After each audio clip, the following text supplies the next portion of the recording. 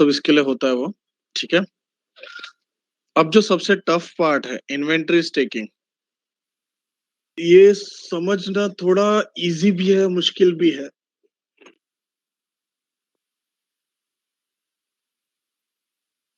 इसको अगर मेरे को पढ़ाने का तो मेरे को एक चीज तुम लोग को बताना पड़ेगा, अपनों के साथ अपना जैसा व्यवहार करो और दुश्मनों के साथ दुश्मनों जैसा व्यवहार करो।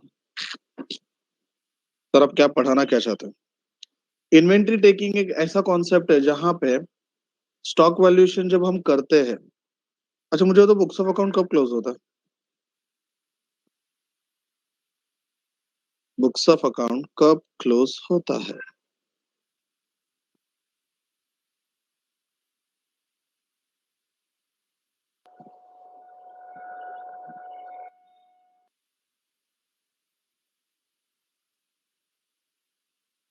31 मार्च को, बराबर है। तो क्लोजिंग स्टॉक भी उसी डेट का रहेगा, 31 मार्च को। बट प्रॉब्लम ऐसा है कि जब हम लोग स्टॉक का बात करते हैं तो फिजिकल वैल्यूएशन होता है। फिजिकल वैल्यूएशन मतलब इंसान वहां पे फिजिकली जाके चेक करता है कि कितना स्टॉक है क्या है करके। तो मैं क्या बोलता है, बड़े बड़े कंपनी में पता रहेगा ना स्टॉक का। पूछ रहा हूँ, कुछ तो रिप्लाई दो।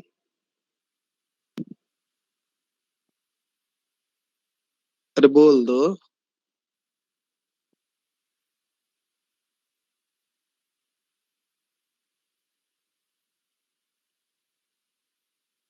बोलते ही नहीं है। एक दिन में मतलब वो सब अपने क्या बोलते हैं उसको, रजनीकांत है, बस ऐसे एक नजर घुमाया और अपना स्टॉक वैल्यूएशन हो गया।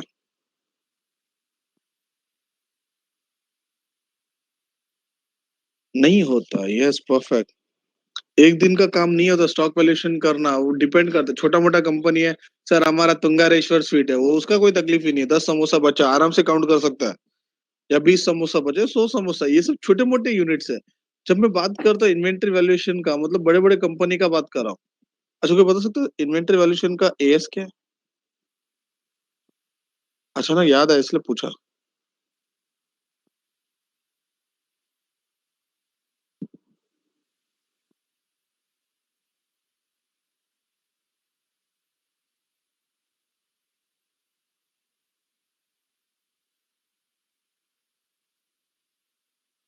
यस परफेक्ट है।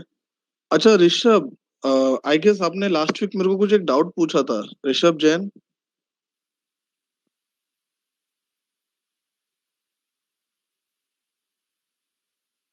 कहाँ गया रे ऋषभ?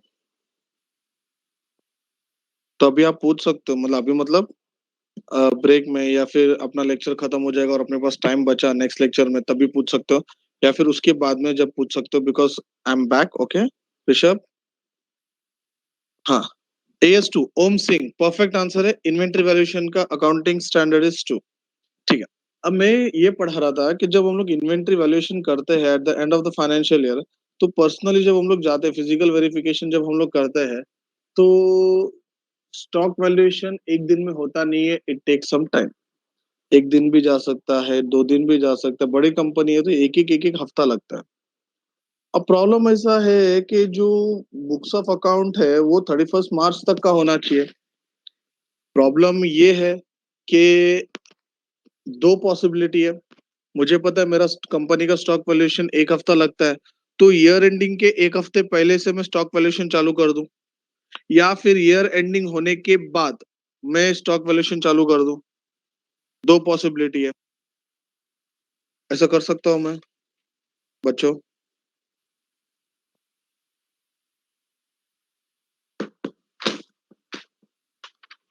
कर सकता। मैं क्या बोलता है, अकाउंट्स का एक फंडा है और account should be true and fair view. तो जब तुम लोग ने सपोज एक हफ्ता पहले तुमने स्टॉक वैल्यूएशन करना चालू कर दिया, तो जब तुम लोग इन्वेंट्री का वैल्यूएशन कर रहे हो तो क्या तुमको 31 मार्च का इन्वेंट्री और एक हफ्ते पहले चालू किया या एक हफ्ते बाद चालू किया, तो इन्वेंट्री का अमाउंट सेम रहेगा क्या? सेम आएगा क्या? क्या बात है, नहीं आएगा, क्यों नहीं आएगा?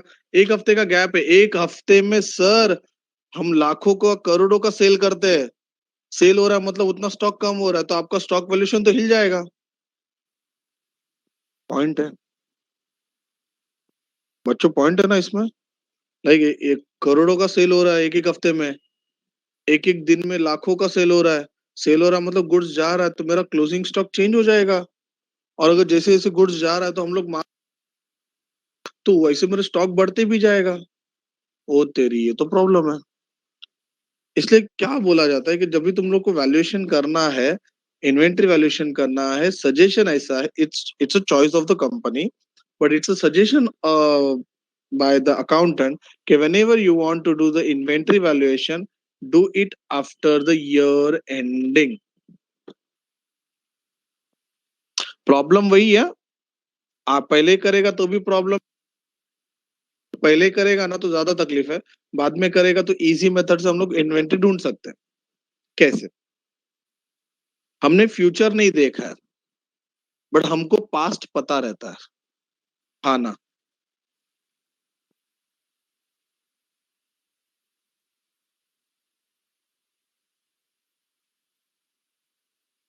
किसी ने फ्यूचर देखा है क्या, बोलो खाली। अब भी बता दो उसको, किसी ने फ्यूचर देखा तो बोलो, 5 मिनट में उसके साथ क्या क्या हो सकता है मैं अब भी प्रूफ कर सकता हूँ। ऋषभ ने पहले ही ना बोल दिया, उसको पता है। उसके घर पे डायरेक्ट कांटेक्ट है, एक फोन करूंगा उसको एक टपली भी मिल जाएगा। ठीक है, फ्यूचर किसी ने नहीं देखा है, बट हाँ, पास्ट रिकॉर्ड्स पता है ना सबको, कौन एक्स थी, कौन किसकी थी। एग्जाम्पल दे रहा हूं मैं। चलो आगे बढ़ते हैं। तो तुम मुझे बताओ, इन्वेंट्री टेकिंग जो है, इन्वेंट्री टेकिंग ना, इन्वेंट्री वैल्यूएशन कब करेंगे फिर हम लोग एज एन अकाउंटेंट? तुम लोग अकाउंटेंट हो, तुम लोग चार्टर्ड अकाउंटेंट है, तो तुम कब करोगे, बिफोर या आफ्टर ईयर एंडिंग?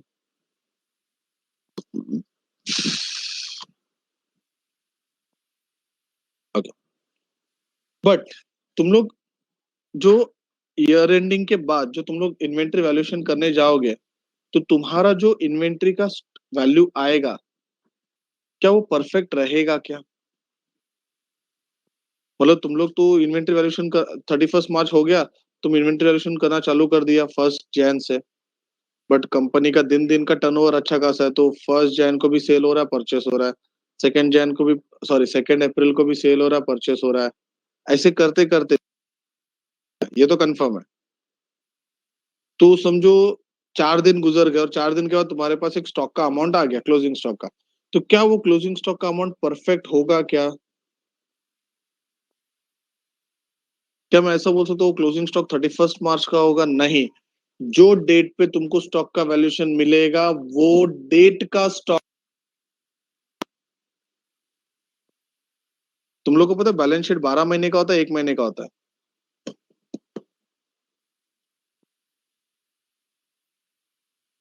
बोलो बोलो बोलो बोलो, 12 महीने का, 1 महीने का? बैलेंस शीट 12 महीने का होता है।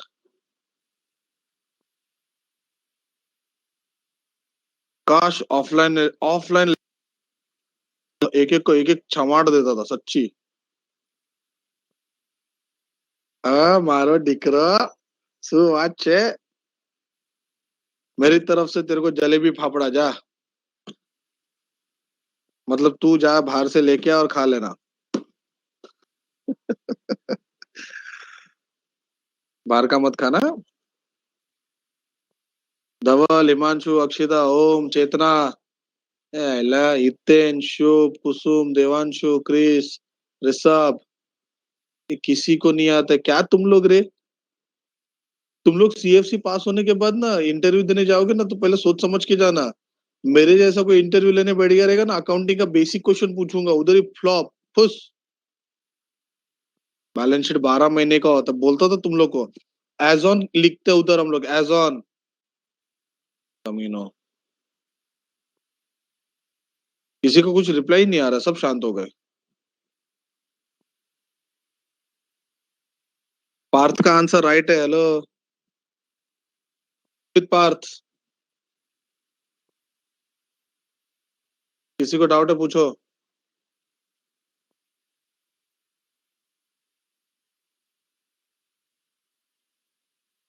धवल ने पहले सॉरी क्यों बोला पता है? बिकॉज वो फर्स्ट फ्लोर पे रहता है, सेकंड फ्लोर पे एक तगड़ा आइटम रहता है, उसके साथ डायरेक्ट कांटेक्ट है, उसको बोलूंगा उड़ी मार तो मार देगा उसको उड़ी,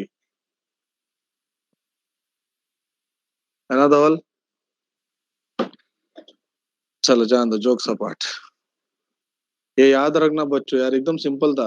मैं क्या पढ़ा रहा, तो जो क्लोजिंग स्टॉक होता है हम लोग बैलेंस शीट में रिकॉर्ड करते हैं, वो एज ऑन पर्टिकुलर डेट का होता है। तो मैंने बोला 4 तारीख को जो तुम लोग को स्टॉक मिला, वो स्टॉक 4 तारीख का स्टॉक है। बट मैं क्या बोलता, हमको पिछला रिकॉर्ड पता है कि हमने कितना सेल किया, कितना परचेस किया। तो मैं रिवर्स जाके, ध्यान देना, क्या मैं रिवर्स जाके 31 मार्च का क्लोजिंग स्टॉक ढूंढ सकता हूँ? मैं कभी आगे जाके स्टॉक नहीं ढूंढ सकता, बट मैं पीछे जाके ढूंढ सकता हूँ। मैं क्या बोलना चाहता हूँ वो ध्यान देना। देखो मैं कुछ कुछ ऐसे फिगर्स ले रहा हूँ। 4 तारीख को, 4 4 अप्रैल को मुझे पता चला मेरा 5 लाख का क्लोजिंग स्टॉक है। तो मेरा 31 मार्च का क्या रहेगा? तो इतना तो मुझे पता है कि 1 तारीख, 2 तारीख, 3 तारीख और 4 तारीख को क्या क्या हादसा हुआ। मैंने 1 तारीख को परचेज किया है 20,000 का, 2 तारीख को सेल किया है 50,000 का, 3 तारीख को वापस सेल किया है, सेल कितना किया रे? 1 लाख का। 4 तारीख को मैंने परचेज किया है 50,000 का। ठीक है, कोशिश करो मेरे को इसका अमाउंट ढूंढ के बताओ। बी केयरफुल, हम लोग रिवर्स जा रहे हैं।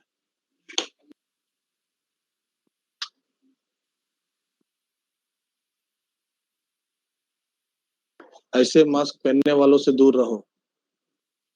अरे नाक भी बंद कर, ऊपर ले।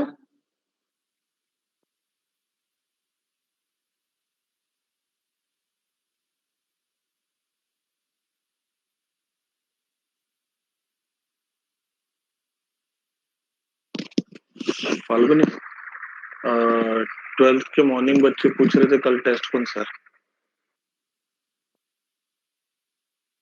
तो मैं बोला तुम लोग अनाउंस है ना, तो एक दो स्टूडेंट ने बोला हमको नहीं पता करके। बोला हम्म, तो टॉपिक पूछ करेंगे शायद से, पता नहीं कौन सा टेस्ट है ऐसा पूछा। मैं बोला ग्रुप में आ जाएगा। 580, कोई ऐसा है? बिकॉज मैंने खुद ने नहीं किया अभी तक।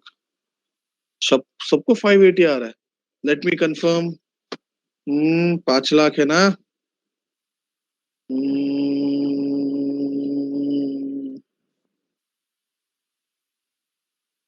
Closing minus purchase plus sales, क्या किया है ऋषभ? अच्छा, closing stock minus purchase plus sales. यार तो फिर मेरे को, मैं फोकट में इतना पड़ा है अरे। Yes perfect, 5,80,000। श्योर ना?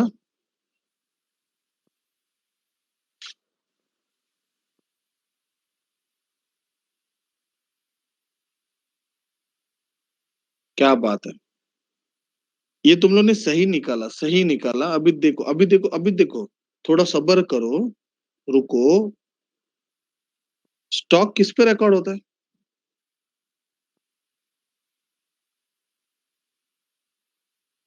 और सेल किस पे रिकॉर्ड होता है?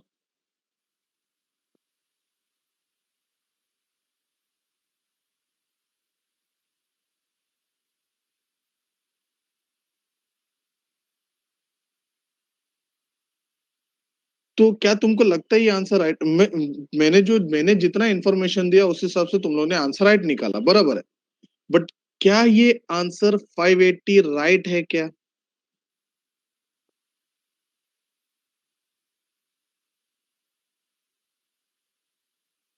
तुमने कोशिश अच्छा किया, तुम लोग ने परफेक्ट किया, रिवर्स कैलकुलेशन किया, बहुत बढ़िया।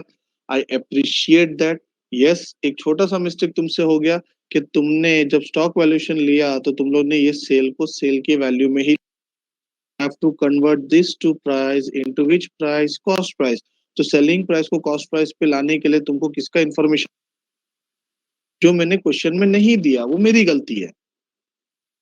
मैं बोला 580 तुमने राइट आंसर दिया है, बट जोश में राइट आंसर दिया ये सोच के खुश मत होना, ये गलती है। प्रॉफिट एलिमेंट क्वेश्चन में होना चाहिए, दिया रहेगा।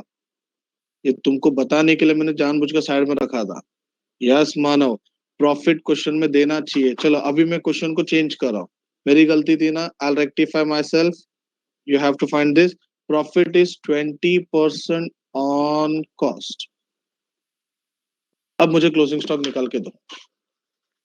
अब गलती नहीं होना चाहिए किसी का। 20 नहीं, एक मिनट एक मिनट एक मिनट एक मिनट एक मिनट, 20% ऑन कॉस्ट ना,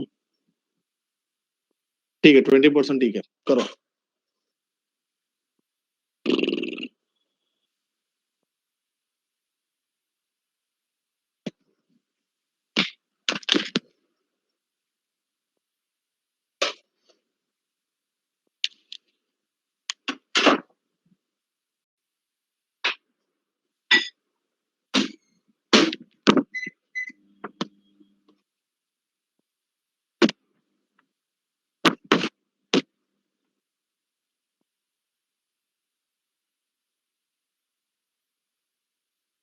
Be careful, 20% profit is on cost.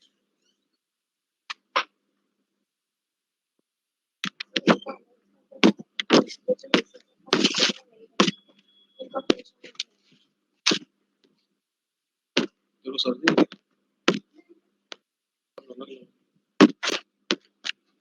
555। मुझे बताओ 2 तारीख का कॉस्ट प्राइस कितना है? ओके ठीक है ठीक है ठीक है ठीक है, समझ गया समझ गया समझ गया। अगर मैं 25% देता तो शायद परफेक्ट आता था फिगर। ठीक है, नो प्रॉब्लम, तुम लोगों ने बराबर निकाला है।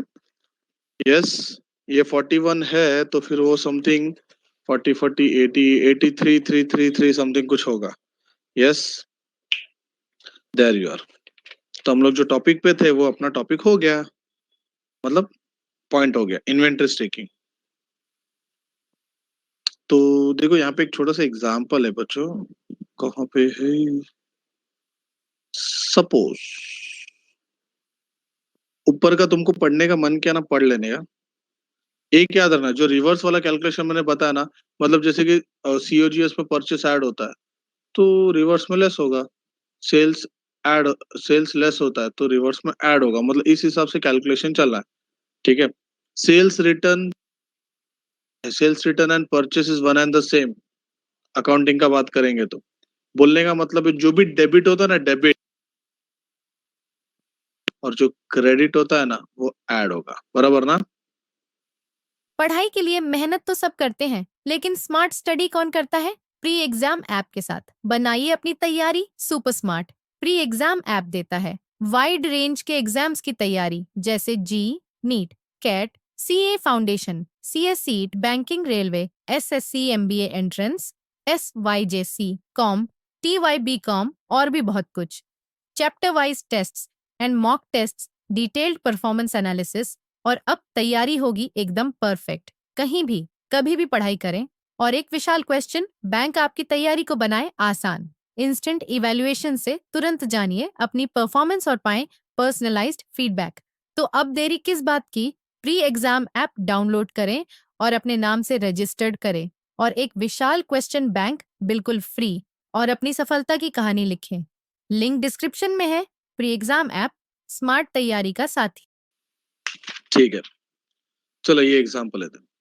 A firm that a firm that closes its books of account on 31st December carried out inventory taking on 7 Jan. 7 दिन का डिफरेंस है भाई का। Next year, an actual inventory was cost at 785. ठीक है। During the period from 1st Jan to 7th, 1st to 7, purchases were made 153. बोलो ये क्या होगा? उनका 785 है, परचेस 153 है। बोलो परचेस ऐड होगा लेस होगा? ठीक है। एंड सेल्स 250, सेल्स क्या होगा? सेल्स क्या होगा? ऐड होगा। बट तुम मुझे बताओ सेल्स का अमाउंट 250 आएगा, आई मीन टू से सेल्स का सेलिंग प्राइस आएगा या कॉस्ट प्राइस आएगा? The markup being 25% cost, markup का मतलब होता है gross profit margin, 25% on cost. कोई बताएगा तो कॉस्ट ऑफ सेल्स कितना आएगा, मतलब जो हमको ऐड करना है।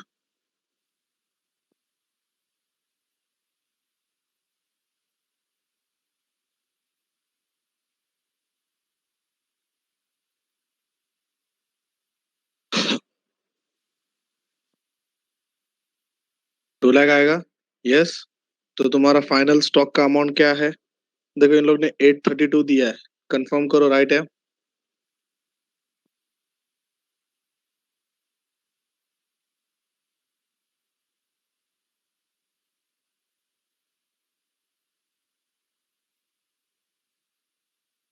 उन्होंने ऊपर 830, ठीक है। हेलो, मैंने कुछ पूछा? ये 832 आंसर आया, मैं कंफर्म कर रहा हूँ, और कुछ नहीं होगा, राइट ही होगा, ऐसा कुछ नहीं है। बट मॉडल पे मैं ज्यादा भरोसा रखता नहीं हूँ। चलो इलस्ट्रेशन 7।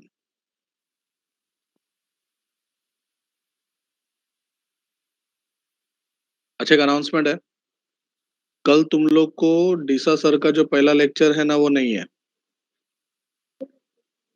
अच्छा, दोनों लेक्चर नहीं है, डीसा सर का सिलेबस हो गया है, सुन लिया? मतलब तुम लोग 2 लेक्चर फ्री। ओह, कुछ लोग सोचना चालू हो गया, आराम से उठेंगे हम लोग।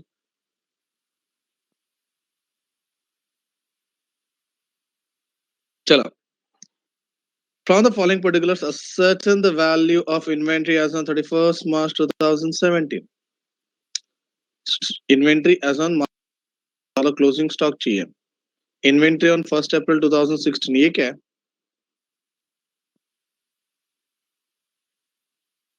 इन्वेंट्री एज ऑन 1 अप्रैल 2016 क्या है ये? ओपनिंग स्टॉक है, ठीक है। फिर तुमको परचेज दिया है। अच्छा मिकल है, और पेट्रोल नहीं है रे, आता तो भरा नहीं आज।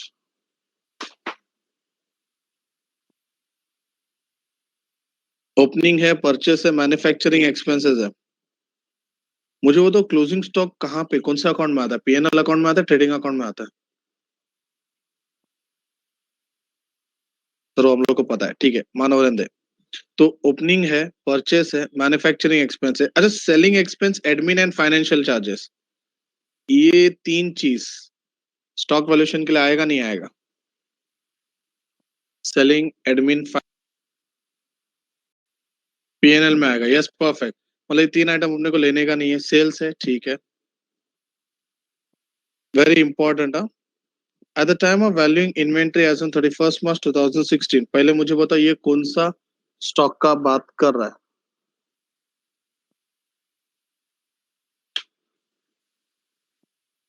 कौन से स्टॉक का बात कर रहा है वो? आगे का पढ़ो तो। अच्छा, तो कौन से बैंक में जा रहा है?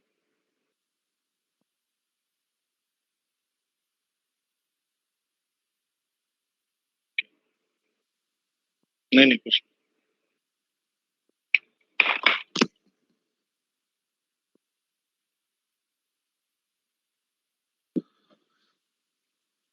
क्लोजिंग लास्ट ईयर, मतलब ओपनिंग स्टॉक का बात चल रहा है ना, ठीक है। अ सम of ₹17,500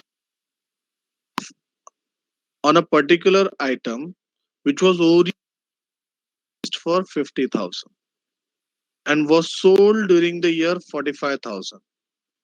Bearing the transaction relating to this item, the gross profit earned during the year is 20% on sales। ठीक है, ग्रॉस प्रॉफिट का मार्जिन दे दिया अपने पास, ठीक है, जीपी का टेंशन नहीं है। Eight the time of valuing inventory, ये 17,500 was written off। 30,000 का परचेस किया था, 7,500 रुपया राइट ऑफ किया, इसको बोलते हैं एबनॉर्मल आइटम।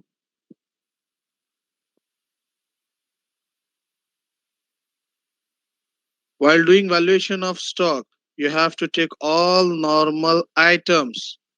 एबनॉर्मल आइटम को लेने का नहीं, एबनॉर्मल मतलब पागल होते हैं, पागलों के साथ घूमने का नहीं रहता है। तो अभी ओपनिंग स्टॉक दिया अपने को 142,500, ठीक है, जिसमें से किधर गया, सॉरी, हाँ, जिसमें से 17,500 was return of a particular item. वो आइटम कितने की थी, 50,000 की थी, जिसमें से 17,500 रिटर्न ऑफ। तो less abnormal item has to be excluded from the books of account, है 50,000 का, बट प्रॉब्लम ऐसा है कि उसमें से ऑलरेडी 17,500 राइट ऑफ किया है। तो एबनॉर्मल आइटम हम यहाँ से कितना लेंगे, 10 गया, 40, 7 गया, 32, 32,500। So my opening inventory is 1,10,000.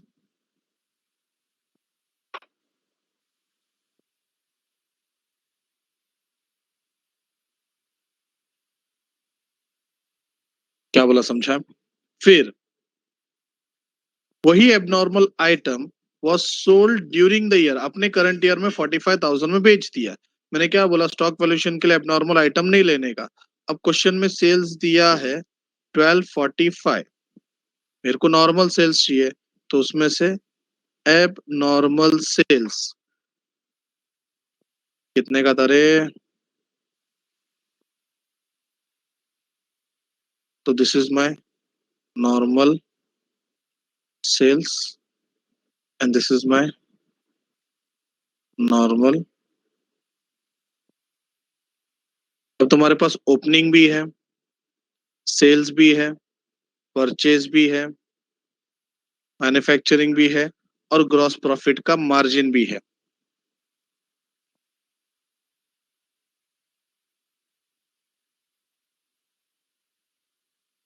देखा, opening plus purchase plus expenses to COGS, sorry,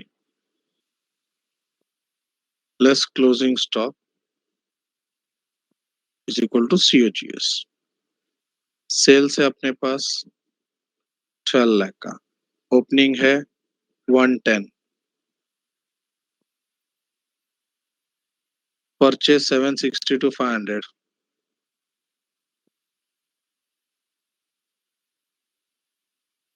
150, closing stock missing है, ठीक है,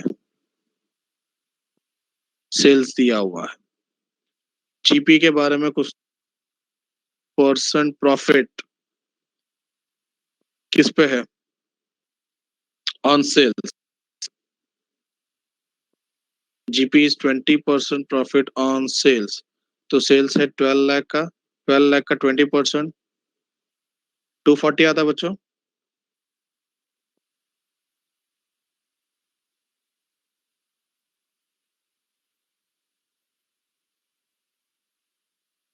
हेलो, पब्लिक है या नहीं है? टू,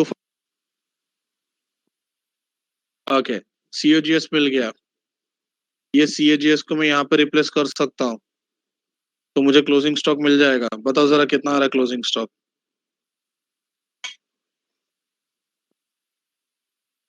पहले मैंने एबनॉर्मल स्टॉक था, ओपनिंग स्टॉक, उसको नॉर्मल किया, सेल्स को नॉर्मल किया, बिकॉज एबनॉर्मल आइटम उसके अंदर इंक्लूडेड थे। फिर नॉर्मल आइटम से मैंने सीओजीएस ढूंढने का कोशिश किया, तो क्लोजिंग स्टॉक मिसिंग था, तो फिर पता चला कि जीपी दिया हुआ है, तो जीपी से मैंने सीओजीएस ढूंढा और सीओजीएस मिल गया, तो अभी मैं क्लोजिंग स्टॉक ढूंढेगा।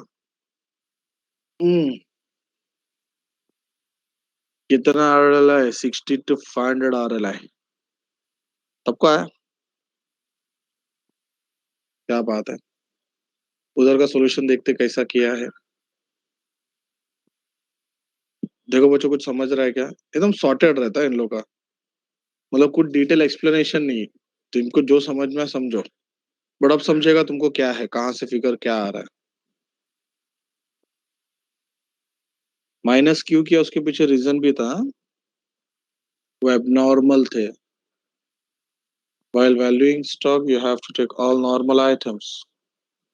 Abnormal losses ये सब कुछ बिल्कुल नहीं चलता है।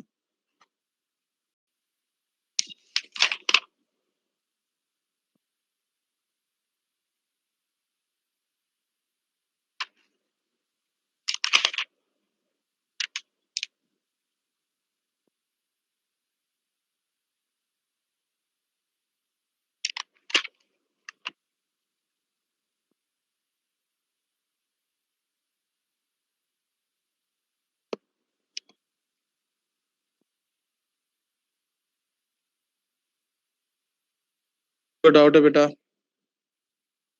पूछ लो, पटे पटे पटे पटे पूछ लो। नहीं है, चल आगे बढ़ते हैं।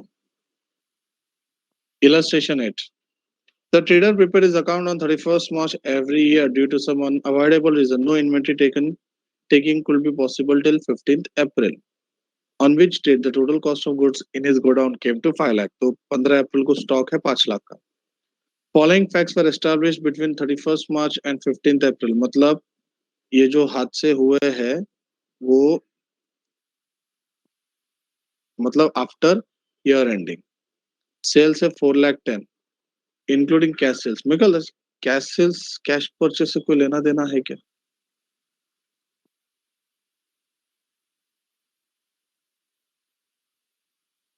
ठीक है, परचेज दिया है, सेल्स रिटर्न दिया है. सेल्स रिटर्न का इफेक्ट तुम लोग को पता है, सेल्स में से क्या होता है?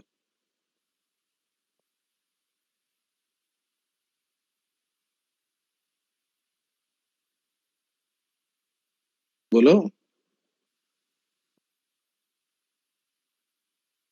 तो मतलब मैं जब सेल्स लेगा तो 4 लाख का सेल्स लेगा. Goods are sold by the trader at sales. ठीक है, बताओ मेरे को इसका स्टॉक कितना आएगा? इधर इज्जी वाला है.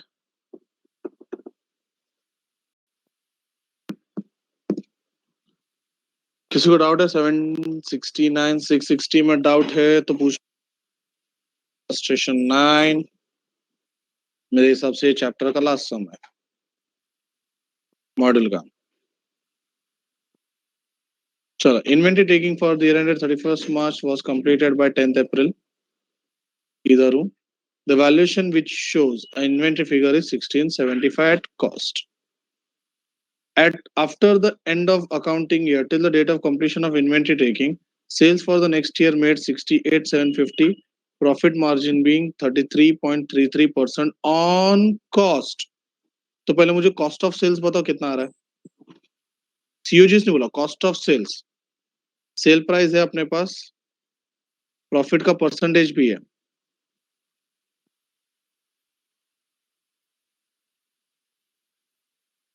याद रखना प्रॉफिट कॉस्ट पे है. मुझे अमाउंट चाहिए, तो कितना आएगा? CP plus PSP 68,750 33.33 on cost.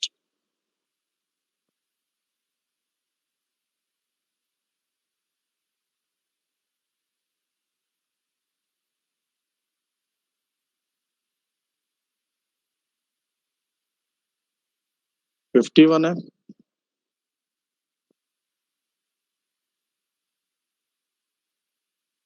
नहीं पता रे, मेरे पास कैलसी नहीं, मैं बताऊंगा ना.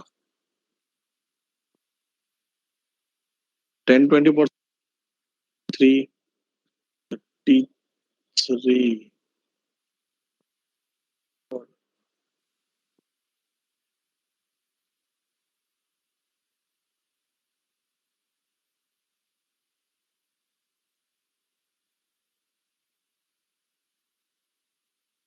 तुम कैसे निकाल तो मुझे नहीं पता. मैं कैलकुलेशन कंफर्म करो कि आंसर राइट है कि रॉन्ग है. 33.33% ऑन कॉस्ट. तो लेट कॉस्ट भी 100. ये 100 है, 33 है, प्लस हो रहा है 133.33. कैलसी पे क्या करना है? 68,750 अपॉन 133.333 इंटू 100 करो.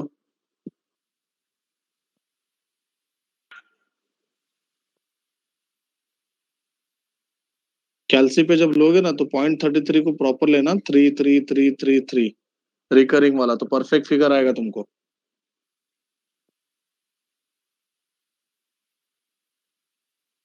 जैसा 0.33 ऐसा कुछ होता ना, समझना 0.33333 it is recurring.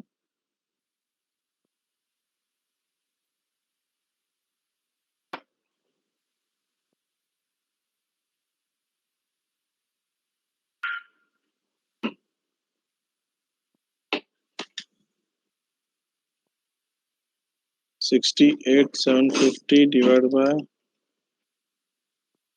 100. Yes, 516250. 516, sorry, 5156 2.50 मतलब 63 ना. चलो फाइनली ये मिल गया अपने को. कॉस्ट ऑफ सेल्स ठीक है. आगे purchase for the next year included in inventory 90,000 at cost less trade discount of 10%. तो 90,000 है, 10% का ट्रेड डिस्काउंट है. अमाउंट कितना आएगा?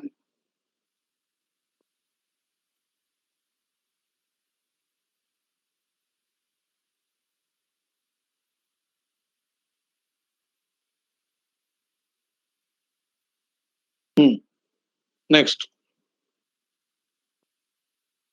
During this period, goods were added to inventory at markup price of 3,000 in respect of sales return. Sales return क्या होता है?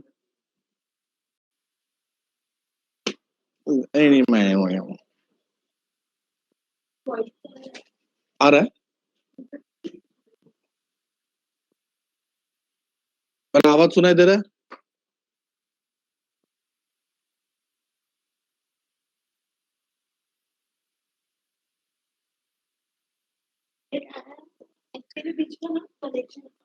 अरे इसकी तो माना आवाज आ रहा है.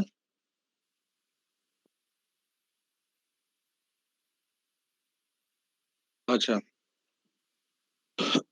सुनना. मैंने वो कैलकुलेशन बताया था सेल्स का बच्चों. अब सेल्स रिटर्न है तो सेल्स रिटर्न है तो ये फिगर चेंज हो जाएगा. ये 68 का 65 हो जाएगा.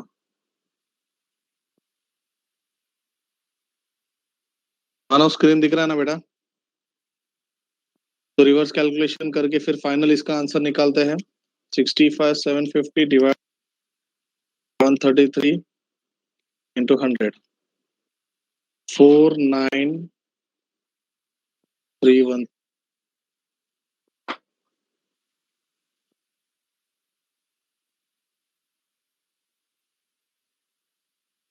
Next. After inventory taking it was found that, यहाँ पे हूँ, there were certain very old slow moving item costing 11,250 which will be taken at 5250 to ensure disposal to an interested customer. 11,250 का स्लो मूविंग आइटम है, मतलब जल्दी बिक नहीं रहा था, तो उसको उन लोग ने 5250 में कस्टमर को बेच दिया. मतलब यहाँ पे हमको 11,250 का सेल होना चाहिए था, बट सेल हुआ 5250 का. 6,000 का लॉस हो गया. Loss on revaluation. बोलो क्या होगा? ये ऐड होगा लेस होगा?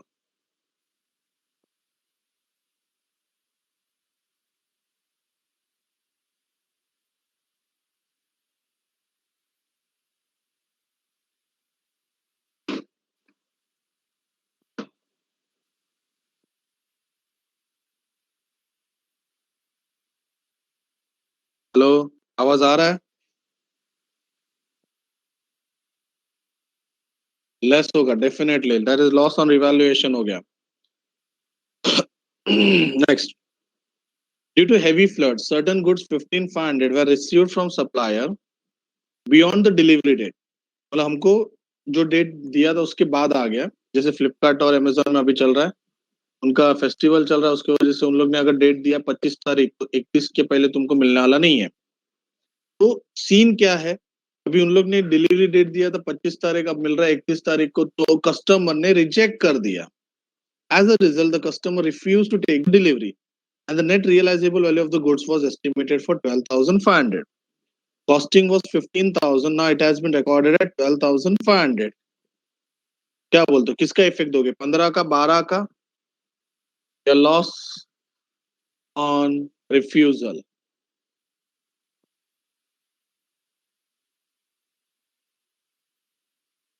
पंद्रह, 12 या 3? लॉस का. Yes definitely.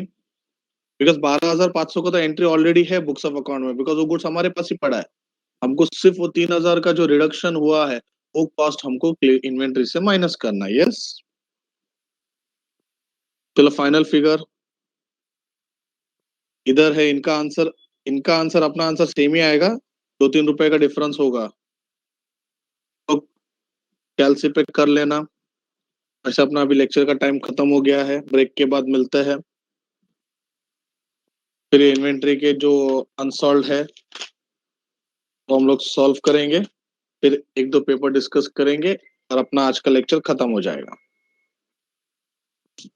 With syllabus. हाँ, चलो कोई डाउट रहेगा तो नेक्स्ट लेक्चर में पूछना, और ये सब जो मैंने डिस्कस किया है तो कैलसी पे ट्राई करो, आंसर तुम्हारा उतना आएगा।